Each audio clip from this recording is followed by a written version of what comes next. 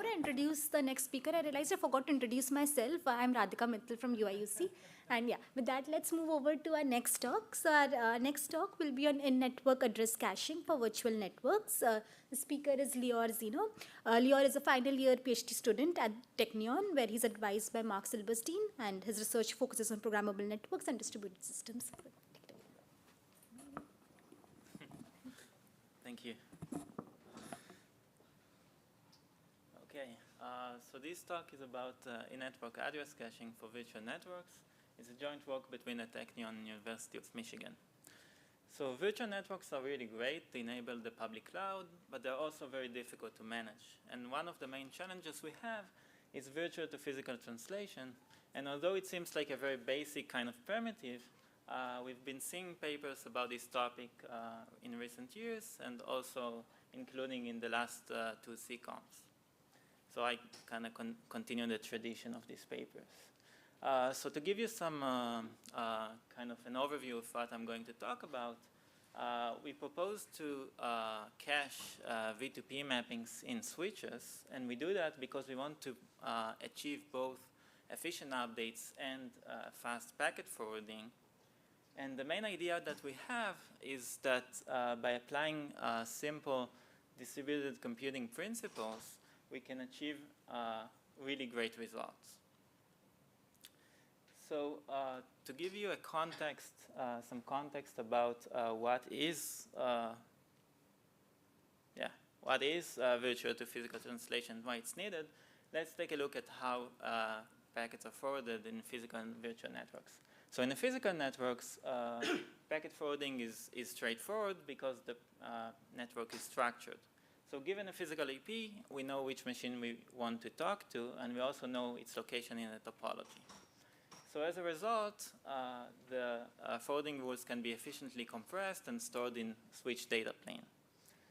In a virtual network, because VMs can be located on any physical machine, the physical and virtual IPs are completely decoupled. So when a sender VM wants to communicate with another VM, it first has to map the virtual IP into a physical one, so it can know its location. And only then it can forward the packet through the physical network using that destination physical IP. Now, one of the challenges that we have in maintaining these mappings is that these mappings are frequently changing. So for example, when we have a VM and we move it to another physical machine, we change the mapping, and we need to make sure that we can forward packets correctly to the right destination. Now, in this work, we mainly focus on where to perform address translations. And many papers have been proposed and solutions have been proposed on this. And the solutions can be classified into two main categories: host-driven designs and gateway-driven designs. So in the host-driven designs, the translations are performed by the sender. So the sender does the translation and then sends the packets through the shortest path to the destination. So as a result, we get really fast packet forwarding, but because mappings are replicated across many servers, it's very slow to update. So in large networks, for example, it can take seconds to update all the relevant hosts. And for a single server to obtain the latest mappings, it can take as long as 10 milliseconds. In the gateway-driven design, we offload the translation to a centralized gateways. So senders send their packets to the gateway resolves the address, and then relays the packet to its destination. So because we centralize the translation, we get fast updates, but because packets have to go to the gateway and then be processed for as long as 40 microseconds, and only then they're forwarded to the destination, we get slow packet forwarding performance. So it's clear that we have a trade-off between routing and updates. So we can get only one, but not the other. And obviously what we want to achieve is both. Now, from a distributed computing approach, these kind of solutions fall into the two extremes of the read-write trade-off. So on the one extreme, we have the fully distributed design of the host model, where we have many replicas, so it's fast to read but slow to update. And on the other side, we have the centralized design of the gateway model, where we have fewer replicas, so it's fast to update but slow to read from. Now, we don't need to reinvent the wheel to solve this trade-off. We only need to limit the replication factor to a level where we balance the read and write costs. Now, the question is, what should be that middle ground in the context of virtual networks? So in this work, we propose to cache V2P mappings in the network, in switches, and we enhance the gateway design in a way that when packets are on the way to the gateway, and when they hit the cache in some switch, they can then be directly forwarded to the destination. Now, as a result, we get fast routing when the cache hit rate is high, but we also get fast updates because there's an order of magnitude fewer switches than servers in a fat tree topology. We also reduce the gateway costs because fewer packets reach the gateway, so we can deploy fewer of them. We don't need to change routing to do that. We can deploy the cache on a subset of the switches, so it's easy to deploy. And also, it turns out that current switches already perform some types of caching, so we believe this approach is also compatible with existing switches. So in the rest of this talk, I'm going to walk through the design and challenges in switch V2P and also show you some experimental results. So in switch V2P, switches act as gateways and cache a subset of the V2P mappings. On a cache miss, it behaves exactly like the gateway model, but on a cache hit, the switch already has the required V2P mapping, so we don't need to go to the gateway. The switch can directly modify the packet address and then send the packet directly to its destination. So we bypass the gateway and we get faster forwarding. In addition to that, packets never detour during the lookup process, so we always decrease the path that packets takes and never increase it. As a result, we can only improve the performance. So the cache is populated by learning. Switches have two opportunities to learn new mappings. For packets on their way to the gateway, switches can learn the source mapping, and this is very similar to how MAC learning works in Ethernet networks. And for packets from the gateway, switches can learn destination learning. And this dynamic learning approach allows the cache to adapt to different access patterns. So to give you some intuition on why this is changing, let's take a look at a simple example where switches perform destination learning. So at the beginning, the caches are empty and packets reach the gateway, but when the packet is sent to the destination, switches can learn VM2's mapping, which is the destination in this case. And we can see some inefficiencies. First, we can see that VM2 is, the mapping is replicated on switches that will never be used because they are not on the path to the gateway. Second, the only relevant switch is the one on the intersection between the green and blue path. But it is very likely to have a high turnover of cache entries. So it may happen that when the next packet from VM1 will reach the switch, VM2's mapping will already be evicted. In addition, we would want to keep popular mappings at the upper level of the hierarchy, so they can be shared among different pods. But this is not possible with this solution because it's oblivious to the topology. And finally, because each mapping can be stored on any switch, it seems like to invalidate the cache, we need to flood the entire network with packets. So to address these challenges, we introduce what we call topology-aware caching, which is a collaborative method to keep mappings in the network. So in this approach, switches maintain a direct map cache with small metadata, so it's efficiently implementable in the data plane. In addition, Tors learn source addresses and gateway Tors learn destination addresses. Switches strive to keep mappings as much as possible in the cache, so when they evict something, they try to spill it over to another switch. We promote popular entries to the upper level of the hierarchy so they can be shared among different senders. And finally, gateway Tors generate learning packets so they can move the mappings to where they're needed. This is obviously a very informal description of the algorithm, so I encourage you to take a look at every paper to learn more.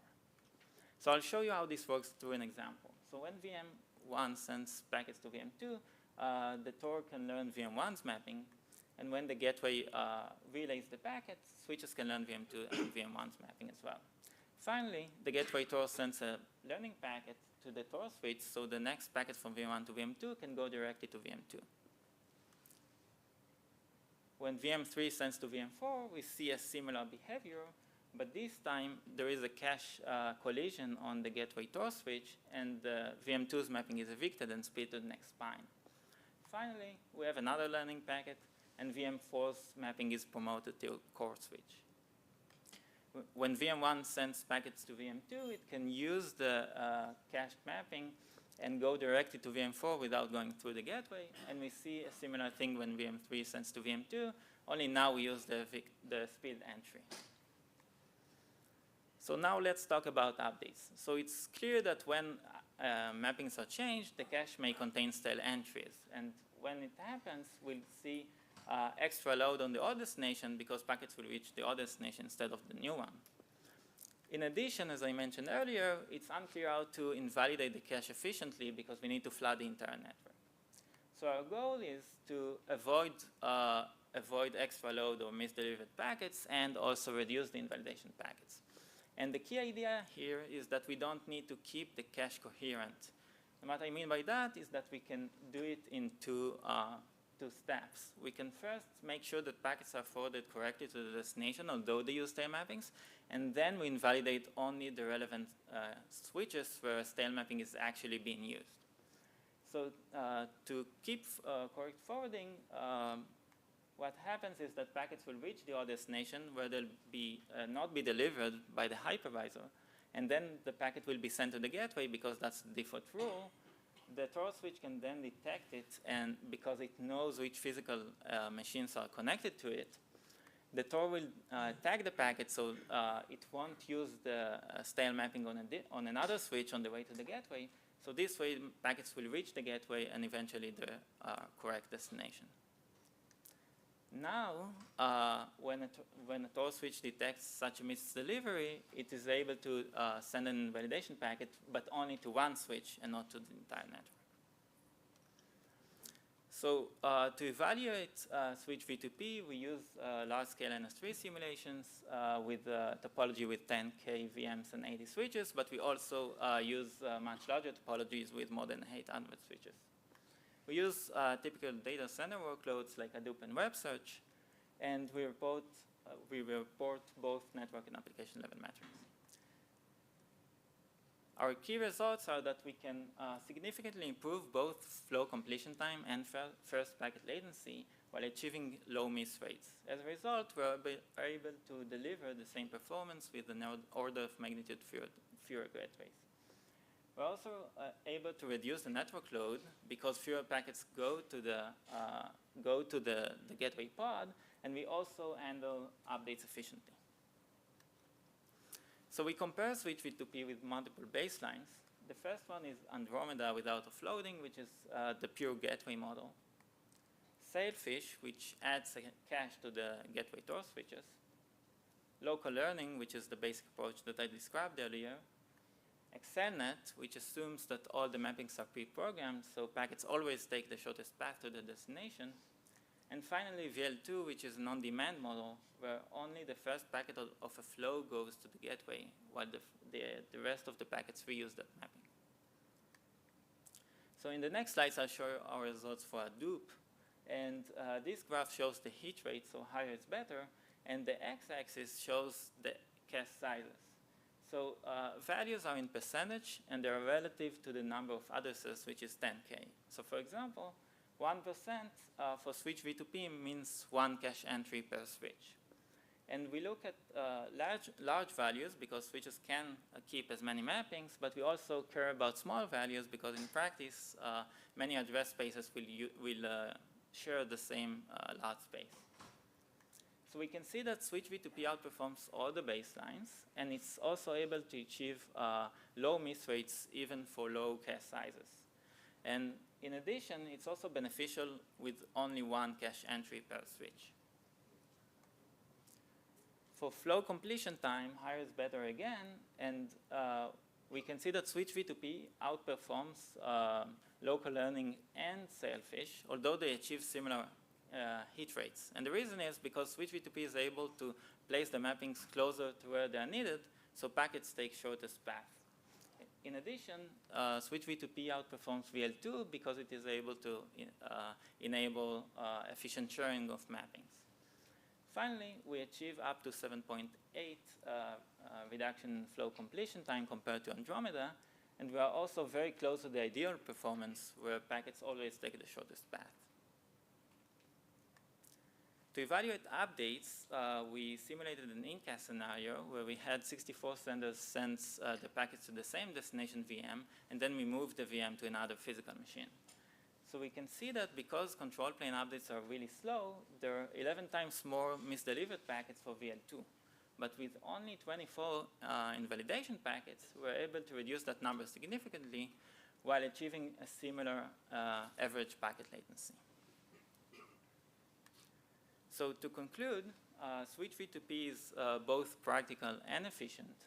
And by a systematic approach that leverages distributed computing principles, we're able to increase performance in both application level metrics and network level metrics. Thank you, and I'm happy to take any questions.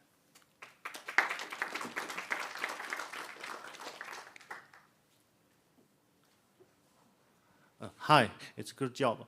And I'm Yin Yang from Alibaba Cloud, and the author of the Aquilas that you mentioned. Yes. I'm from the industry. I have two concerns. The first one is that, in the company, the virtual network and the physical network belong to two teams. And in the physical switches, that we cannot to decap the packet to the interhead, the virtual addresses of the VMs. This is my first concern. And the second concern is how many entries can be stored in the TORs. And if the storage is shortage, and what is the worst cases? Yes. Yeah, that's a great point. I think we in academia, we don't have this limitation of having two teams not talking to each other. So we assume that we can modify the headers of the packet, and we know exactly what kind of an encapsulation we use. So we don't have that limitation, and we show what kind of great performance you can have when you do that. And for the number of entries that the switch can maintain, for Tofino 1 switches, it's around 200,000 entries for Tor switches. In higher level of the hierarchies, we expect fewer available memory because you have larger forwarding rules and other state that you need to keep on the switch. Okay.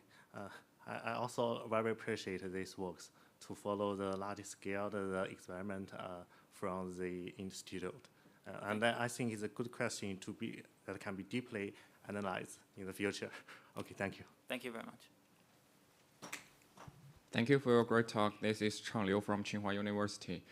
My question is, do you have to perform like more fine-grained routing when running your system? Imagine you have a programmable switch routing a packet. On the current switch, you do not have a cache line of the virtual address, and there are two next hops, and one of them actually contains the cache of the virtual address, but the other one doesn't. So do you have to consider this when routing the packets in the programmable switch? Yeah, that's also a great question. So we don't change the routing of packets. So we just let them look up the cache when they're going to the gateway. We do have some thoughts about, because current switches can keep all the mappings that you need. And we have a discussion section in the paper that talks about this kind of a design choice. But in this work, we don't modify the routing. So if you find the entry that you need, great. You can go to the destination without going through the gateway. If you don't, then you go to the gateway as usual. Okay, thank you. Thank you.